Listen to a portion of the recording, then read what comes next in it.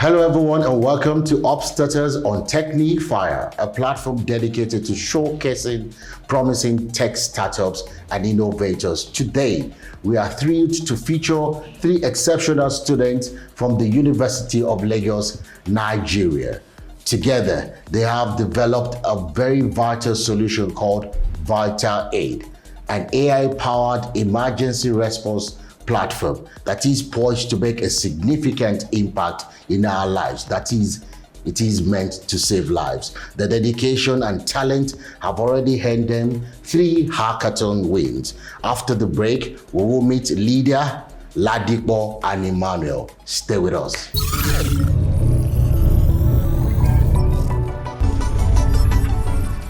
So how did you guys get to meet each other? Are you in the same faculty? Are you studying the same thing? So we met on different terms. I met Ladipo at our Microsoft internship back in 2023, and he met Ladipo at a bootcamp also in 2023. So tell us about this innovation of yours. What's it called and what is it meant to do? So our innovation is called VitalAid, and the purpose is to provide emergency response services to people in situations of emergency. The major reasons for our innovation is because we saw the pressing need to actually create the products, because people keep losing their life due to the fact that there's an inadequate emergency response currently in Nigeria. And so we decided to sit on ideas to bring about products that would actually help to mitigate the risk of the loss of lives during emergency situations, and also provide access to the necessary services that they will be able to use to get them to a place where they can actually get treatment and save their lives. So I think Vital is going to be a very, very effective solution, because I even have an experience in my dormitory at Baku University of Lagos. A dormmate of mine had an epileptic attack, and as Nigerians, we're not really aware of how to handle such situations. So we thank God for a certain roommate that knew how to handle such a case. If not, even I myself, I would not have known how to handle the situation. But for cases like that, VitalAid will actually help people to get the first aid or the solution that they need to help mitigate their such a case, so that if the person does need actual medical assistance, the people around him will be able to mitigate such, so that there won't be injury or loss of lives before he gets to the hospital. And for a country like us, where awareness isn't really, I won't really say that it's a lot, it would actually help to solve a lot of problems. So my joy, if VitalAid is fully functional in Nigeria, is the effort that has been put in place would definitely show, and the impact will be that people will not be losing their life as it was, because VitalAid is a great solution for Nigeria. What features are on this VitalAid? So we have 4 key features. One is for generating police reports in cases of criminal situations, so that by the time they get to the hospital and they might need to catch the criminal, the police reports will already be there, and no time will be wasted for anybody to be writing stuff down. Next is the main feature itself, the AI chatbot. So unlike regular LLMs like GPT or Gemini, our chatbot is pre-trained to be straight to the point. So there's no need for hello this, hello that. It's just straight, this is what's happening right now, what do I need, and you get what you want. Next is our system to recommend the best hospitals. So based on the user's current location and based on the symptoms that they're having, our system can recommend the best hospital in their locale. And lastly is a system to recommend, an emergency and transportation system.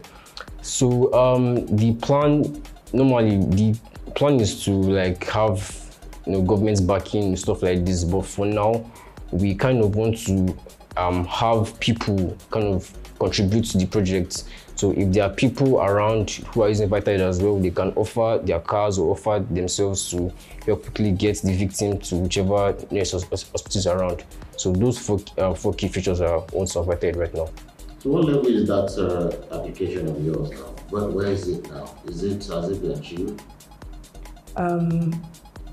Right now, for VitalAid, we initially developed a web application, and then we realized the fact that there was a need for a better solution. And so we have gone back to the drawing board and have decided to actually build a mobile application that will help to facilitate or aid the process a lot better, because it will be integrated into the phone system and can be called on based off of voice call or sensor tapping, as opposed to people having to type in a domain language or having to type in a website link before they be able to get access to the product. What brought the idea? What prompted you guys to come up with this solution? Okay, so the reason why we came up with the solution is because we wanted to save lives. And when we built the web application at first, it was functional, but then we started to make a lot of research and ask questions, and we also started to test, and we realized the fact that whilst the functionalities were there, due to the fact that it is usually in states of emergency, people might not be, our target audience might not necessarily be stable enough to have to remember a website link or type it in. And so we discovered the fact that it would be necessary for us to recreate something that they don't necessarily need to remember so much to call on. They just need to, the way your Siri or your Alexa works, you just need to say the word and the solution is there for them right then and there. Do you think the environment you found yourself, is it an enabling environment, a one that can shape your future, a one that can make you achieve what you think you need to achieve in your mind? Not at all. Majorly because for the aspect of the product, which is VitalAid, it has been significantly more difficult for us to access them because one, the database that we need for one of the features, which is hospitals, is not readily available and is not as accurate as we need it to be. And so that is a primary struggle. Also, the fact that access to emergency transportation facilities is not very adequate. And so they needed to be a shift in our the people that we actually beckon on for these services to actually be actualized. And also, just the fact that there's so much rise in cost, it's more expensive to create the product than it's supposed to actually be. And it's also more expensive due to certain regulatory policies and the fact that it's very difficult to an extent to get in contact with government, to get the necessary government partnerships that we actually need, because we do need certain government partnerships for some aspects of the product. So we did our research and we realized the fact that it's going to actually be more difficult for us to gain access to it as opposed to if it was in other countries where it's easier access. What do you think the future portends for young people like you tomorrow, the future of technology? What do you think? Well, my dream for tech is to be limitless. Like, there is no limits, there is nothing holding us back. Like, we can do things, we can build stuff that helps the society, making impact and making everybody feel involved in what we are doing.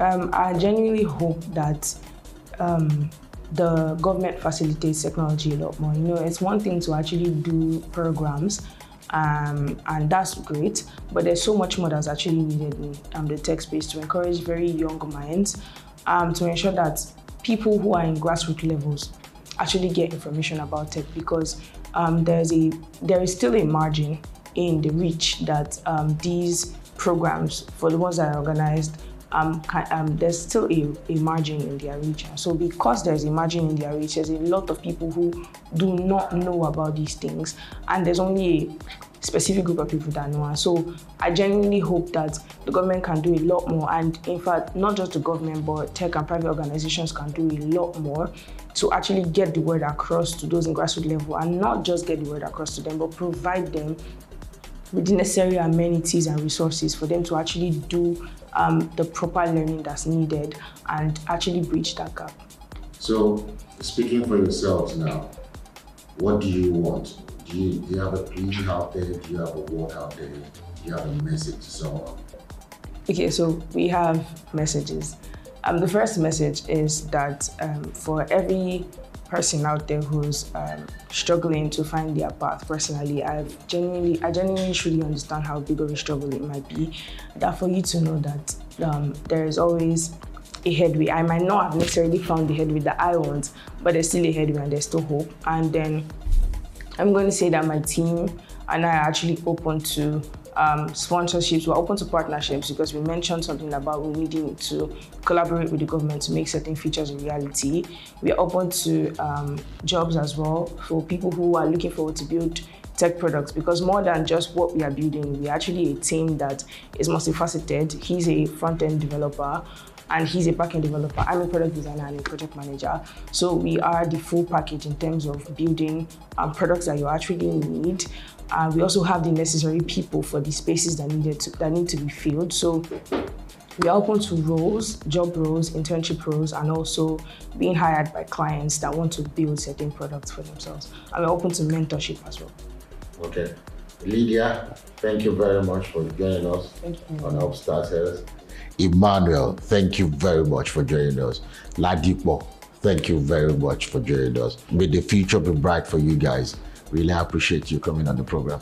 So guys, that's our episode today on Upstarters on TechniFire. So if you have innovations like these young ones, you could get to us on www.technifire.net. So we'll be expecting your responses and contributions. Thank you very much.